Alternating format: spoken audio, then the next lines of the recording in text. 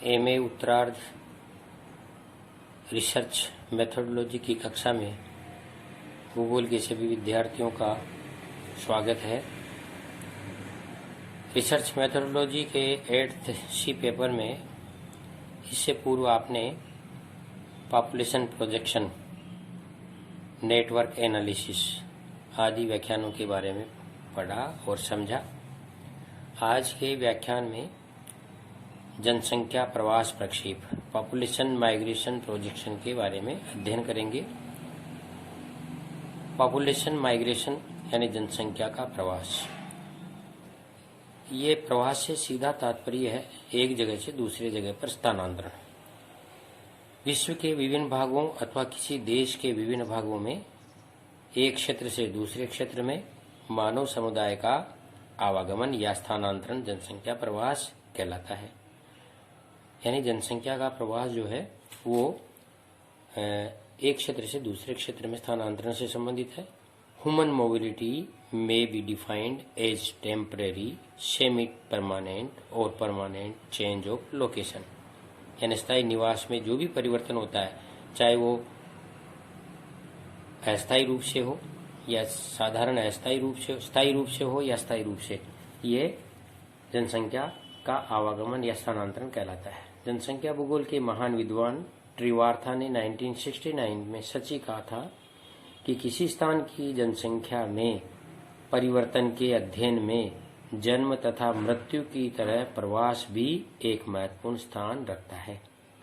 मानव सृजन का प्रतीक भी परिवर्तन है और इस सृजनता में मानव गतिशील बना रहकर विभिन्न संसाधनों का उपयोग अपने श्रेष्ठ जीवन के लिए करता है। मानव आदिकाल से ही पृथ्वी पर स्थायी जीवन गुजारता है, यानी जहां वो बच जाता है वही जीवन पर्यंत तथा उसकी पीढ़ियां भी वही जीवन यापन करती है। लेकिन फिर भी वृहत पैमाने पर स्थान परिवर्तन की घटनाएं भी होती हैं। अतः इस आधार पर मानव की गतिशीलता एक आधारभूत विशेषता है। जनसंख्या परिवर्तन के लिए 3 कारण उत्तरदायी होते हैं, 3 तत्व, एक जन्म, एक मृत्यु और तीसरा स्थानांतरण। यानी स्थानांतरण जो है वो मापन कार्य का एक महत्वपूर्ण कठिन बिंदु है, क्योंकि जन्म और मृत्यु किसी स्थान विशेष से संबंधित होती है और स्थानांतरण शब्द की परिभाषा से जो है ये प्रचलित होता है कि वो एक स्थान से दूसरे स्थान को प्रभावित करता है। ये कुछ दूरी की गतिशीलता या संचलन से संबंधित होता है, जिनकी परिणति क्या होती है, स्थायी निवास से। Migration is concern to involve a movement of some distance which results in a change in permanent residence. यानी स्थायी निवास में कोई न कोई परिवर्तन होना और मानव समुदाय की कुछ दूरी से गतिशीलता या संचलन को हम पॉपुलेशन माइग्रेशन के नाम से जानते हैं। इस प्रकार कहा जा सकता है कि जिस तरह से एक नगर से दूसरे नगर में, एक क्षेत्र से दूसरे क्षेत्र में, एक ऋतु से दूसरी ऋतु में प्रवासी श्रमिकों का, पर्यटकों का स्थायी अस्थायी रूप से गतिशील होना, ये सब जनसंख्या प्रवास की श्रेणी में आता है। अतः जनसंख्या का जो प्रवास है वो भी जनांकीकों को प्रभावित करने वाला महत्वपूर्ण कारक के रूप में होता है। दूसरे शब्दों में हम कह सकते हैं कि जनसंख्या का एक निवास स्थल से दूसरे निवास स्थल तक की आर्थिक, सामाजिक तथा राजनीतिक किसी कारण से संचलन या गतिशीलता को प्रदर्शित करता है। Migration refers to as the movement of people from one place to another due to any reason, economic, social and political. इस प्रकार जनसंख्या स्थानांतरण में 2 बातों को समाविष्ट किया जाता है, किसी दूरी तक लोगों का संचलन और सामान्य निवास स्थल में परिवर्तन। यानी जनसंख्या प्रवास से 2 तत्व जुड़े हुए हैं। 2 बातें स्पष्ट है कि किसी दूरी तक लोगों का संचलन और एक सामान्य निवास स्थल में परिवर्तन। ये 2 आधारभूत तत्व हैं जनसंख्या के स्थानांतरण के। अब आते हैं स्थानांतरण के निर्धारक तत्व, यानी प्रवास के निर्धारक तत्व कौन कौन से, किन किन तरफ किस तरह से निर्धारण होता है और प्रवास कैसे होता है। तो जनसंख्या प्रवास के निर्धारण के तत्व इसमें हम पहले लेते हैं, सबसे पहले आर्थिक। यानी आर्थिक जो कारक हैं वो सबसे ज्यादा महत्वपूर्ण फैक्टर के रूप में होते हैं। किसी भी क्षेत्र की जनसंख्या का पहला उद्देश्य क्या होता है? उदर पूर्ति करना और फिर अन्य आवश्यकताओं की पूर्ति करना। रोजी रोटी के लिए साधन सुलभ न होने की दशा में लोग धीरे धीरे एक क्षेत्र से दूसरे क्षेत्र में पलायन कर जाते हैं। जैसा कि आपने देखा होगा, इसका उदाहरण मारवाड़ी लोग अपनी भेड़ों का निष्क्रमण करने के लिए, क्योंकि उनका व्यवसाय है, तो भेड़ों को लेकर एक स्थान से दूसरे स्थान पर प्रव्रजन करते हैं। वो उनका पशुपालन प्रमुख व्यवसाय हो गया, क्योंकि जीवन यापन का साधन ही उनका पशुपालन है।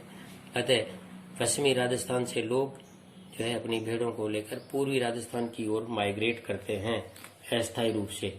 तो उसका मूल उद्देश्य क्या है? अपनी रोजी रोटी कमाना, यानी भेड़ों को पालना और उनकी ऊन से या उनके मान से अपनी रोजी रोटी का साधन करना।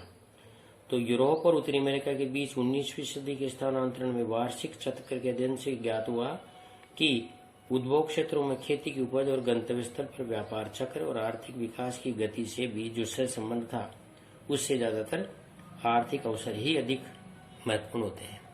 यानी आर्थिक क्रियाकलाप जनसंख्या प्रवास का महत्वपूर्ण कारक है।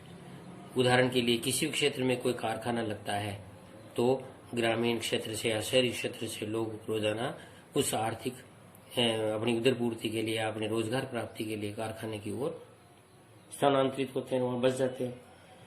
आर्थिक अवसर अमीर और गरीब दोनों की प्रकार के देशों के प्रवासियों के लिए आकर्षित करता है। यानी जहां पर भी रोजगार के अवसर की संभावना होती है तो उधर की ओर प्रवास होता है। आज भी ग्रामीण क्षेत्रों से नगरीय क्षेत्रों में प्रतिदिन प्रवास या प्रति माह प्रवास जो है उसका मूल आधार ही रोजगार है, आर्थिक कारण है। लोग अपनी उदर पूर्ति के लिए, कार्यकलाप के लिए, मजदूरी के लिए ग्रामीण क्षेत्रों से शहरों की ओर माइग्रेट करते हैं, स्थानांतरित करते हैं। अतः आर्थिक कारक सबसे महत्वपूर्ण आधार तत्व है स्थानांतरण के लिए। दूसरा है सामाजिक कारक। सामाजिक कारक भी जनसंख्या प्रवास का आधारभूत कारक माना जाता है, क्योंकि मानव गतिशीलता को सामाजिक क्रियाकलाप भी प्रभावित करते हैं। कुछ सामाजिक रीति रिवाज विशिष्ट प्रकार के प्रवास को जन्म देते हैं। जैसे विवाह के बाद स्त्रियां अपने माता पिता के घर को छोड़कर पति के घर की ओर प्रवास करती हैं। भारत में इस प्रकार का प्रवास बहुत अधिक मात्रा में उच्च स्तर पर किया जाता है। धार्मिक स्वतंत्रता की भावना भी प्रवास को बढ़ा देती है। इसी प्रकार से विभिन्न प्रकार के धार्मिक उत्सव भी प्रवास को बढ़ाते हैं। जैसे उदाहरण के राजस्थान के बहुत से बड़े बड़े क्षेत्रों में जो गोगा मेडी है और जोधपुर में रामदेवरा है, इनके जो ये बड़े बड़े मेले, पुष्कर का मेला है या रानी सदी का मेला है, ये जो बड़े बड़े मेले लगते हैं एक एक महीने के लिए, तो उन पे भी जनसंख्या का प्रवास होता है। लोग वहां जाकर अपने जो है धार्मिक क्रियाकलापों की दृष्टि से, आर्थिक क्रियाकलापों की दृष्टि से जाकर स्थानांतरित हो जाते हैं। तो ये भी एक कारक है। जर्मनी में द्वितीय विश्व युद्ध से पूर्व यहूदियों का जो स्थानांतरण हुआ और द्वितीय युद्ध समाप्ति के बाद जो कोने कोने से यहूदी इजराइल में वापस पहुंचे, ये स्थानांतरण भी सामाजिक कारण से ही माना जाता है। इसी प्रकार उच्च स्तर के लोगों में योग्यता, प्रशिक्षण आदि जो है उसकी वजह से तो प्रवास भी करते हैं, उसकी प्रवास की संभावना अधिक बढ़ जाती है। अतः शिक्षा, संस्कृति, मेल मिलाप, परस्पर क्षेत्रीय संबंध आदि कारणों से प्रवास की संभावनाएं बढ़ जाती हैं। तो उच्च सामाजिक जागृति और सांस्कृतिक मेल मिलाप, आदान प्रदान के क्षेत्रों में मानव समुदाय का स्थानांतरण उत्पन्न करते हैं। इसलिए ये भी एक सामाजिक कारक महत्वपूर्ण बन जाता है, जिससे कि जनसंख्या का प्रवास होता है। तीसरा आधार तत्व है राजनीतिक कारक। राजनीतिक कारणों से भी जनसंख्या प्रवास होती है। चाहे अंतर्राष्ट्रीय स्तर से लेकर हम राष्ट्रीय स्तर या राज्य स्तर तक की बात करें, अंतर्राष्ट्रीय स्तर पर राजनीतिक कारकों का अत्यधिक प्रभाव दृष्टिगत होता है। ग्रीस और टर्की के बीच 1923 से 1939 तक, रोमानिया और बल्गारिया के बीच 1940 के आसपास अत्यधिक लोगों का जो है प्रवास हुआ, स्थानांतरण हुआ, आदान प्रदान हुआ। भारत में भी देश के विभाजन के समय सन 1947 में लाखों लोगों का, हिंदू और मुसलमानों का भारत से पाकिस्तान, पाकिस्तान से भारत की ओर स्थानांतरण ये राजनीतिक कारणों से ही माना जाता है। यानी ये राजनीतिक कारणों से जनसंख्या प्रवास का सबसे अच्छा उदाहरण है। आक्रमणकारी सेनाओं के रूप में स्थानांतरण होता है। रूस और चीन से लाखों लोग बलात्, श्रमिकों और विस्थापित और कैदियों के रूप में स्थानांतरित हुए हैं। भारत और पाकिस्तान में भी लाखों लोग इसी प्रकार जो है राजनीतिक कारण से यानी विभाजन के कारण से स्थानांतरित हुए हैं। तो राजनीतिक कारक भी स्थानांतरण का प्रमुख आधार है। चौथा आधार तत्व है जनांकिकी कारण।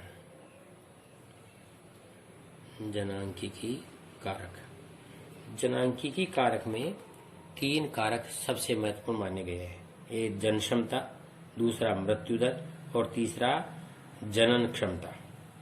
यानी प्रवास की गतिशीलता जनसंख्या में तीव्रतर वृद्धि का निर्भर करती है। किससे?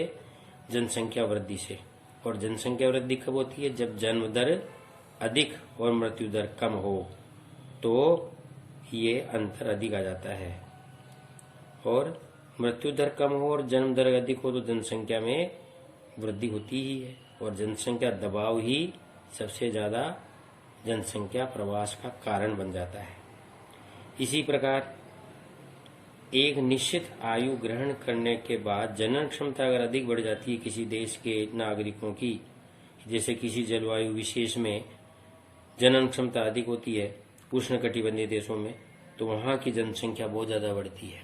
एशियाई और अफ्रीकी देशों की ये स्थिति है कि यहाँ जनसंख्या दबाव बहुत ज्यादा हो जाने के कारण एशियाई और अफ्रीकी देशों के लोग यूरोप और अमेरिका और विकसित देशों की ओर प्रवास कर जाते हैं। जनसंख्या दबाव के कारण ही यूरोप में अंध महासागरीय तट से अमेरिकी तटों की ओर जनसंख्या का सर्वाधिक प्रवास हुआ है। इसका मूलभूत कारण क्या है?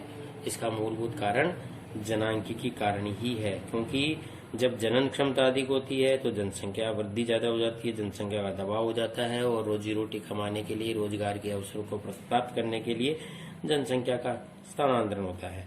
और जब मृत्यु दर कम और जन्म दर अधिक होती है तो भी जनसंख्या की वृद्धि की दर ज्यादा होने से जनसंख्या दबाव के कारण जनसंख्या का प्रवास होता है। तो ये जनांकिकी कारणों से भी जनसंख्या प्रभाव हमें देखने को मिलता है। इस प्रकार ये जो 4 तत्व हैं जनसंख्या प्रवास के निर्धारक तत्व हैं। अब हम अगले व्याख्यान में प्रवास के नियम यानी सिद्धांत, जनसंख्या प्रवास के कौन कौन से सिद्धांत है, किन किन विद्वानों दिए, इनके बारे में अध्ययन करेंगे। तब तक के लिए नमस्कार, धन्यवाद।